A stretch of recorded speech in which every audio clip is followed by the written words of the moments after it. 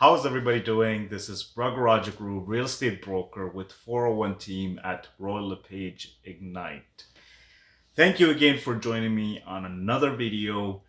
This time around, we actually have the numbers from the Toronto Real Estate Board, which means we can actually see what has happened and how the market reacted. And you know what? Treb did an awesome job this time doing a post-COVID-19 market for us. So dividing the month for the first 2 weeks as well as the latter 2 weeks as to see what has happened in terms of post and pre-COVID-19 effects on the market.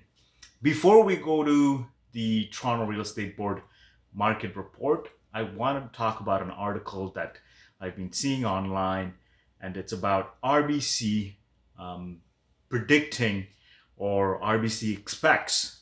RBC is expecting, they're not predicting, they're expecting for the sales to go down 30% this year.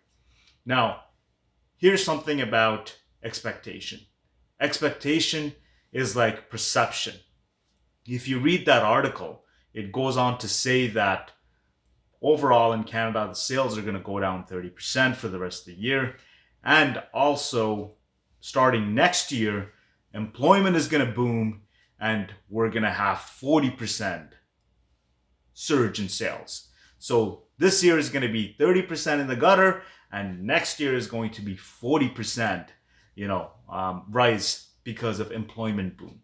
Now, here's the thing about expectation or guessing.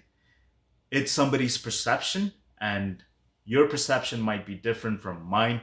I can't judge that. It's somebody's opinion, but are they correct? Nobody will know. But for such a big bang to come out amid COVID-19 and make a statement like that, what you see is sales are down 30%, sales are down 30%. And without you even thinking, now you're thinking, oh, well, if the sales are down, then the prices are going to be down too, right? Or you may even think, are they talking about sales or prices? So it's a very unclear message there, and everybody is allowed to speculate as to whatever they want, and it's somebody's perception, right? My perception can be different. Your perception can be different, right? That's why most of us pay a certain amount of money for a product that we perceive that it has the value, and most of us don't, because we don't perceive that it has the value. So that's pretty much the difference. So don't be alarmed by a lot of articles like this, and you're going to see tons of articles, right? But at the end of the day, what matters is the numbers, right? If we don't have the numbers, then we cannot predict anything, right? Now, a trajectory into a next month, seeing what is currently happening is perfectly okay. Everybody's allowed to have some sort of educated guess, but to guess for the entire year and to guess for the next year, I don't know. In my books, I wouldn't take that into consideration. Now, Treb's numbers are out. The good thing is, overall, the active listing, that means the inventory in the market, it's down by 31%, almost 32%. So that's incredible, right? So the active listing is down, which means that there's a low inventory. Sales are up about 12.3%. So sales are up compared to last year, year over year. Inventory is down. Great. The months of inventory, which is a good indicator of how healthy the market is. I had predicted just 2 days ago when I did a video by doing manual count. Obviously, I was wrong. I had predicted around 1.5 to 1.6 months of inventory. Well, guess what? It's even better than that. It's at 1.3. We left off February at 1.2, and we're at 1.3 now. And in all honesty, this month's of inventory during March, April, it's supposed to go down, right? It's supposed to go down. Has it gone down? No. Has it gone up? Yes. But drastically? No, not really. So what Toronto Real Estate Board did is they took the first week of March and they did some stats on it, and then they compared that to the last 2 weeks of March, right? Which is pre-COVID-19 and post-COVID-19. And they came up with numbers that was pretty astonishing, but it's the truth. We all know it, right? I'm not gonna sit here and bang my drum saying that, oh, the market is doing phenomenally well, go list your property. No, the truth is that there was a decline in sales of about 16% in the second half of the month, right? Sales declined 16%. Here's the silver lining though, right? Sales declined 16%, but as we discussed in the previous video, so did new listings. So new listings that came on the market for the second part of the month declined by 18%. Sales 16, new listings 18. So as you can see, it's like a neck to neck thing, right? So they cancel each other out, right? We were supposed to have new listings compared to last year about 18% more, but it didn't happen. We're supposed to have 16% more sales compared to last year, but it didn't happen, right? So sales didn't happen and the new listings didn't happen. The home price index, which is what I look at and is a better measurement tool, it went up by 11.1%. So the home price, benchmark price, went up by 11.1%. That's great, right? So it keeps going up, it kept on going up, and it didn't stop, it went up. So the prices are still hanging on, right? And as we predicted, because the sales went down and also the new listings coming down on the market went down, they're pretty much neck to neck, right? I mean, if you don't have to sell, right, would you seriously be listing in a market that we're in right now, in a condition that we're in right now, right? COVID-19. I don't know. I would question that, right? It's up to you. It's your comfort level. Whether the home is vacant or not, right? It's really up to you, right? If you feel comfortable and if you think that, you can get over it, and for whatever reason, necessity in your life, you have to sell this month or next month, it's up to you, right?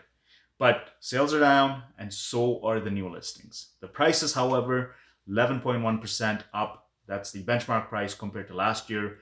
And just when we look at month over month, we're about 2.3% up.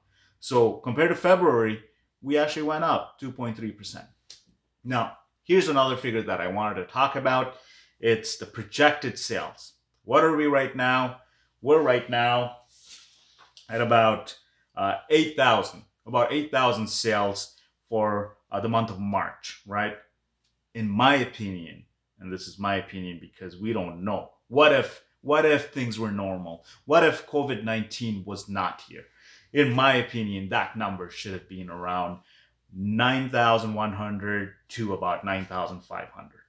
How did I predict this? It's because we looked at sales last year and what happened from February to March. What was the boom?